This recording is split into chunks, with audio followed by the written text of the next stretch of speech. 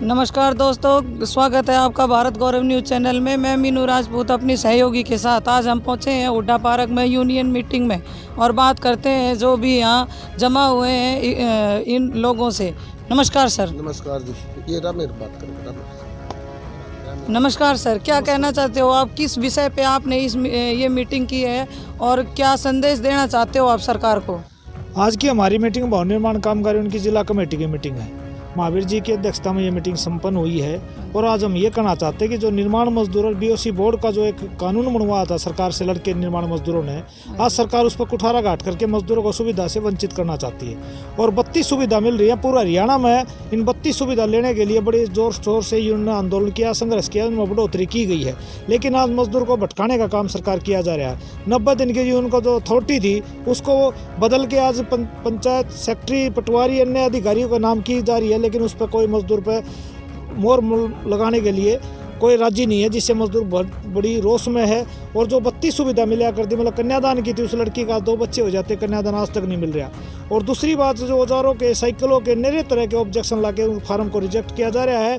और जो इसमें 42,000 करोड़ रुपया जो जमा है, सरकार उस पर कुंडली मार के बैठी है, जो मजदूरों को देना नहीं चाहती। इसके विरोध में ये जो भवन निर्माण कामगारों ने एजेंडा बनाया है कि आने वाले टाइम पर बहुत बड़ा आंदोलन होगा और आने वाली 10 तारीख को शेड्यूल 5 के आह्वान पर महेंद्रगढ़ में प्रदर्शन किया जाएगा और 11 तारीख को शाहजहाँपुर बॉर्डर में जो किसान आंदोलन का समर्थन है उसमें भी फेडरेशन की तरफ से समर्थन किया जाएगा।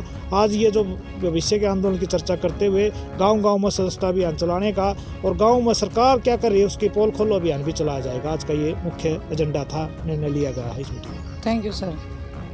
नमस्ते मैम, आप क्या कहना चाहते हो इस सब के बारे में? मैम, आप क्या कहना चाहती हो इस सब के बारे में? सरपंच तो काम तो करवा लेते हैं, पेमेंट देते नहीं है। हाँ जी। नरेगा काम तो चले कई दिन, अभी चलते नहीं है, बंद कर दिया।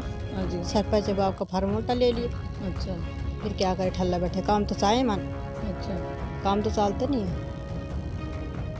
और सरकार ने सब कुछ महंगा कर रखा है, तेल, पेट्रोल, डीजल, सिलेंडर, उसके बारे में क्या कहना चाहते चाय हो? चीनी मिलती है अब कल, वो भी नहीं मिलती हमको तो। तेल नहीं मिला, चीनी भी नहीं मिलती, खाली दाना मिला है अब क्या। थैंक। नमस्ते सर, आप क्या कहना चाहते हो? मेरा नाम हरिराम है।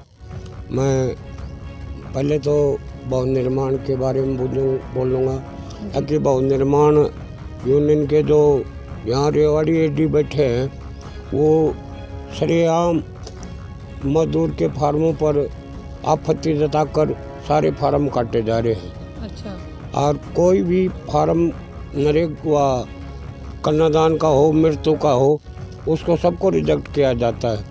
तो बार बार कहने से भी वो नहीं मानते, इसलिए। और नरेगा के बारे में जो है कि हम काम मांग लेते हैं, 6 महीने हो जाते हैं, रिसीट में काम मांग लेते हैं और रिसीट में एडीसी ऑफिस से काम मांगते हैं और वो 6 महीने काम नहीं दिया जाता।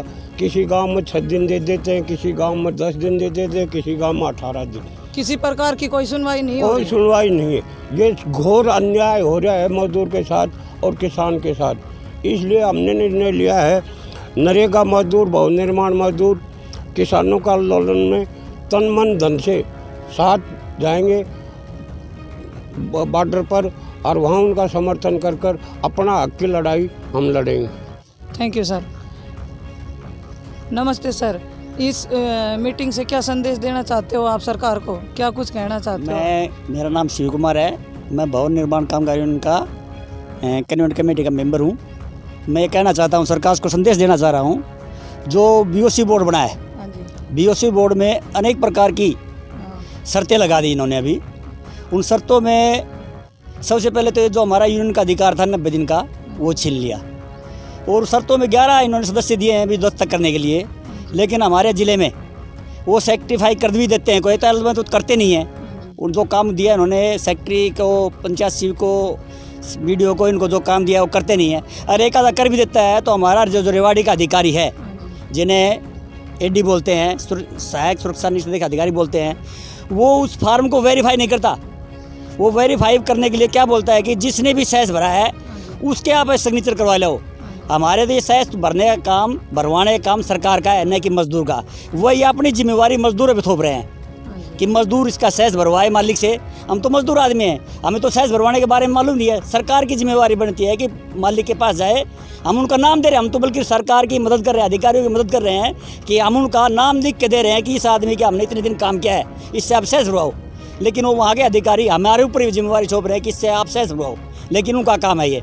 हम इस बात को सब सिरे से नाकारा कहते हैं कि प्रशासन अपनी जिम्मेवारी छोड़ के हमें थोप रहा है। अच्छा, तो मतलब आपकी बात मानने की बजाय आपको मीठी गोलियां दी जा रही हैं। मीठी मीठी गोलियां नहीं, वहाँ हमारे अधिकारी जो हमारे रेवाड़ी की बात करते हैं, रेवाड़ी में पहले दफ्तर था पंचायत भवन में, उन्होंने अपने बगैर किसी को सूचना दिए, बगैर किसी मजदूरों की श्रमिकी के बताए, इन्होंने कहीं सेक्टर 19 में किसी मकान में अपना दफ्तर शिफ्ट कर लिया। लेकिन मजदूर को ये भी नहीं पता लगा कि दफ्तर कहाँ है। मजदूर बार बार चक्कर काट रहा है रेवाड़ी दफ्तर में, लेकिन उसे दफ्तर नहीं मिला।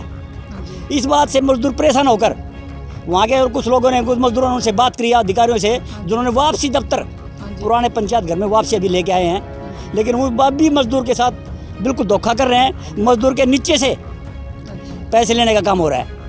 ये तो हमें तो नहीं पता किससे पैसे ले जा रहे हैं, लेकिन नीचे से पैसा लेने का काम हो रहा है। और सेस भरने वाले अधिकारियों के दस्तक को करवाना चाह रहे हैं, जिन्होंने मिली भगत अधिकारियों की या जिसकी भी लगाए ठेकेदारों की मिली भगत के कारण से वह काम हो रहा है, बाकी किसी का काम नहीं हो रहा है। तो आपको क्या लगता है आपकी इस मीटिंग से कितना असर होगा सरकार पे? हम तो अभी कहना चाह रहे हैं कि 10 तारीख को जो हमारा प्रदर्शन करेंगे, जो घेराव करेंगे, बॉर्डर बजा रहे हैं, आगे हमारा एक नया रेवाड़ी प्रदर्शन, रेवाड़ी कार्यालय पे भी आगे हमें कोई ऐसी डेट तय कर रहे हैं कि वहाँ प्रदर्शन करें।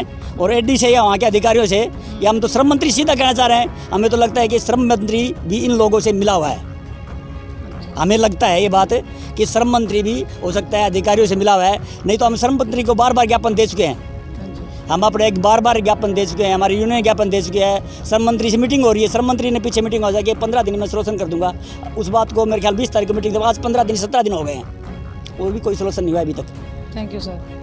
नमस्ते सर, आप क्या कहना चाहते हो इसके बारे में? मेरा नाम राजवीर है, मैं जिला कमेटी का महेंद्रगढ़ भवन निर्माण का जिला संयोजक हूँ। देखिए, आए दिन मजदूरों पे लगातार अत्याचार, लगातार शोषण, चाहे वो सरकारी विभाग से लगा लो, चाहे वो दलित से लगा लो, वो चाहे किसी महकमे से लगा लो, ठीक है, लगातार कर्मचारी लगा लो, किसान लगा लो, इस सरकार में सभी प्राणी, सभी वर्ग, सब मतलब सब दुखी हैं, ठीक है। तो हमारी ये भवन निर्माण की आज मीटिंग है, तो इसमें हमने एजेंडे कई रखे हैं, जैसे रेवाड़ी पे हमारे प्रदर्शन के लिए है, और भी है किसान आंदोलन में जाने के लिए 10 तारीख को शाहजहाँपुर बॉर्डर पर हमारे अनेक लगातार भवन निर्माण हमारे मजदूरों के प्रति वफादार रही है, और उनके प्रति हमारे हर अधिकारी के लिए सड़कों पे रहती है, झंडा उठाए, ठीक है। तो जो हमारे रेवाड़ी के एडी हैं, जो विवेक बत्रा हैं, ठीक है, मतलब 4 या 5 बंदे ऐसे हैं जो कि कन्यादान के और छात्रवृत्ति के और मृत्यु के फार्म आज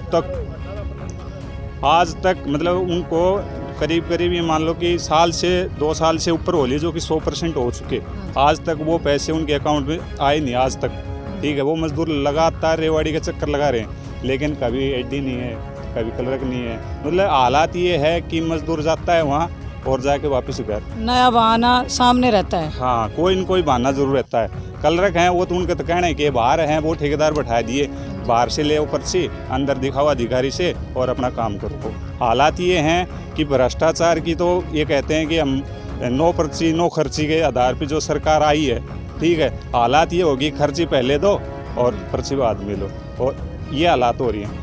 किसी भी डिपार्टमेंट में जाके देख लो, किसी में भी मजदूर श्रम बोर्ड है, 44 श्रम कानून थे, भाजपा सरकार ने उनको तोड़ के 4 कोड बिल में लाके खड़ा कर दिया, उनको मतलब चेंज कर रही है सरकार लगातार। मजदूर की तो हालत ये होगी कि वो न घर का न घाट का, ठीक है, पहले तो ये, और ऊपर से महंगाई इतनी होगी कि मजदूर तो वैसे ही काम नहीं है मजदूर के पास, और महंगाई ऊपर से इतनी होगी कि वो अपना घर चलाना दुभर हो रहा है। मतलब सब तरह सरकार ने मजदूर का जीना हराम कर रखा है। जी सर, बहुत बुरा हाल है जी मजदूरों का आज के दिन। लेकिन हम लगातार मजदूरों के हक अधिकारों के लिए आज भी लगातार खड़े हैं। कोरोना टाइम में भी हम खड़े थे, हमारी भवन निर्माण महेंद्रगढ़ हरियाणा सिट्टू से संबंधित है, ठीक है। लगातार कोरोना टाइम पे भी हम मजदूरों के पक्ष में खड़े थे, और आज भी खड़े हैं और लड़ते रहेंगे हरदम तक। आपके इस संदेश से अगर सरकार पे किसी प्रकार का असर नहीं होता है तो आगे क्या करने का विचार है सर? देखिए, असर तो होगा, लेकिन असर ये नहीं है कि एक दिन का काम है, आंदोलन बहुत लंबा जाएगा। ये नहीं है कि हमारी मांग एक ही दिन में ख़त्म हो जाएगी, बहुत लंबा चलेगा।